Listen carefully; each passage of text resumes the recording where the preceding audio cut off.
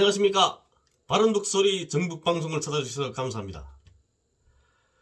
28일 날에 네드 프라이스 미 국무부 대변인이 북한 자유주간을 맞이하여 이런 제목의 성명을 발표했다고 그러더라고요.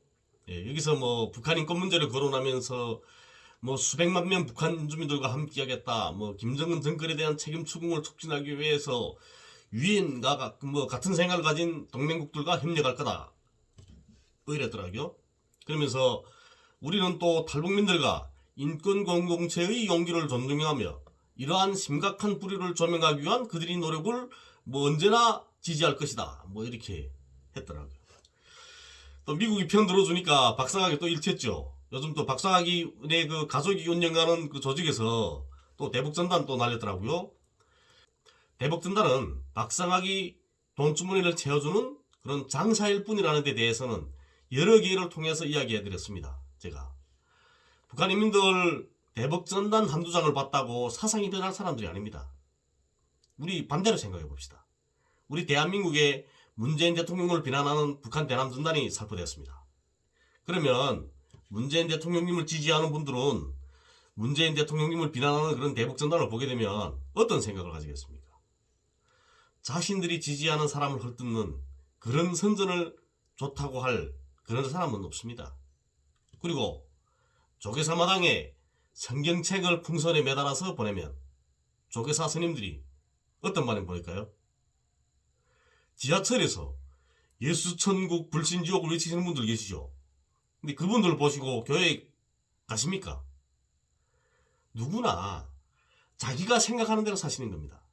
북쪽 인민들도 마찬가지입니다. 박상학이 대북전단을 보낸다고 해서 세상이 달라지는 거 아닙니다. 박상학이 북한 인민들한테 존경받는 그런 인물이었다면 문제가 다르겠죠. 예? 그런데 박상학이는 남의 집에서 키우는 토끼나 훔쳐다가 잡아먹고 친구네 부모님을 때려눕히고 강조질하고 골동품 도굴이나 하던 도굴범이었습니다. 그런 자의 말을 누가 듣겠습니까? 그래서 사람은 지나온 생활이 중요한 겁니다. 적어도 북에서 살 때 약자들이 편에 서서 단 한 번만이라도 싸워본 적이 있다면, 또 그래서 또 전국적으로 또 이름을 날린 그런 사람이라면 문제가 조금 달라질 수 있겠죠. 북에서 살 때도 자기 자신 문화를 위해서 살았고, 조국 방문은 일본 친척이 돈지갑에서 돈이나 훔쳐내던 애 말을 누가 듣겠습니까? 저라도 듣지 않겠습니다. 박상학에 대해서는 이야기를 많이 했으니까 오늘은 여기서 그만두고, 오늘 시간에는 전면 대결전을 선포한 북이 앞으로 어떻게 나올 것인가에 대해서 조명해보는 그런 시간을 갖도록 하겠습니다. 북에서 가장 분노하는 지점은 뭐냐면 김정은 정권에 대한 책임 추궁입니다. 최고 지도자에게 책임을 추궁하겠다 하니까 말하는 겁니다. 이렇게 말하는 거죠. 니들이 뭔데? 이런 겁니다. 우리도 마찬가지인 겁니다. 문재인 정권에 대한 책임을 추궁하겠다, 이렇게 말하게 되면 가만히 있겠나요? 당장에 달려가지고 미국 대사관 앞으로, 그러면 아마 미국 대사관 앞이 촛불로 꽉 채워지고 말 겁니다. 그래서 이런 일은 미국이라도 함부로 꺼내면 안 되는 겁니다. 여러분들도 잘 아시다시피 북은 미국의 눈치 같은 건 보지도 않습니다. 심지어 중국이나 러시아의 눈치도 보지 않습니다. 자신들이 생각하는 대로 시간을 끌고 가는 사람들입니다. 북은 이미 전부터 미국을 곤경에 빠뜨릴 여러 가지 이벤트들을 준비했을 겁니다. 가장 좋아하는 이벤트는 미국을 군사적으로 압박하는 거겠죠. 이건 조미양 쪽이 다 좋아하는 문제이긴 하죠. 북에서 미사일 발사 실험하게 되면 미국은 조기 경보기를 띄우고 전략 폭격기를 한반도 상공에 띄우는 거죠. 그럼 또 북한과 중국, 러시아 가만히 있습니까? 거기서 또 전투기들이 출격합니다. 예? 이런 일들이 우리 머리 위에서 일어나고 있습니다. 그런데 여기에 대해서 문제제기를 하지 않고 미국이 잘한다고 하시는 분들도 계시더라고요. 이거 웃기는 겁니다. 내 머리 위에서 핵전쟁이 일어날 수도 있는데 그걸 잘한다고 말하면 안 되는 거죠. 핵은 북한을 반대하는 분들이라고 해서 피해가지 않습니다. 그렇기 때문에 우리 머리 위에 불을 지르는 행위는 비난해야 마땅한 거죠. 이런 이벤트도 생각해 볼 수 있습니다. 북한의 신형 핵 잠수함들이 미국이 물씨알 틈없는 감시망을 뚫고 태평양으로 나가서 미사일 발사 실험을 합니다. 그러면 미국이 발칵 뒤집어지겠죠.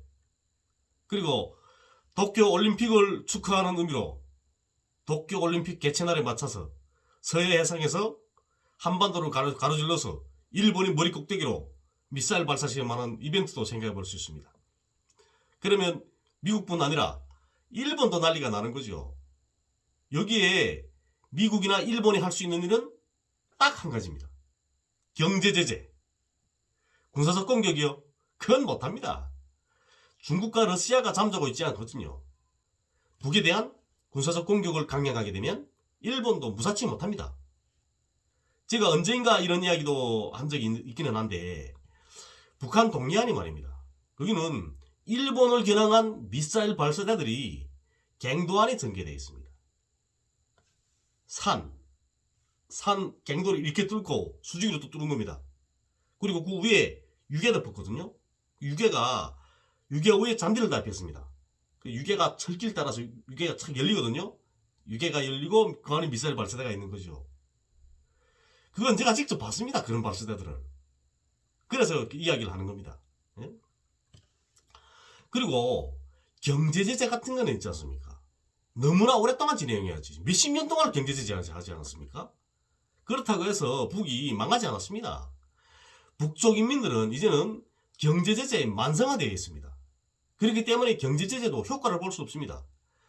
그리고 북은 오래전부터 자립적 인민경제, 자립적 민족경제를 건설해왔거든요. 예. 코로나로 인한 국경 봉쇄, 이런 상황임에도 불구하고 지금껏 견디고 있지 않습니까? 북한이. 이런 상황만 봐도 경제제재는 맥을 놓치지 못한다는 거, 그걸 알 수 있는 겁니다.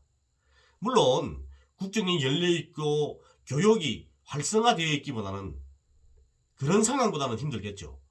그렇지만 경제제재로는 북을 쓰러뜨리지 못한다는 겁니다.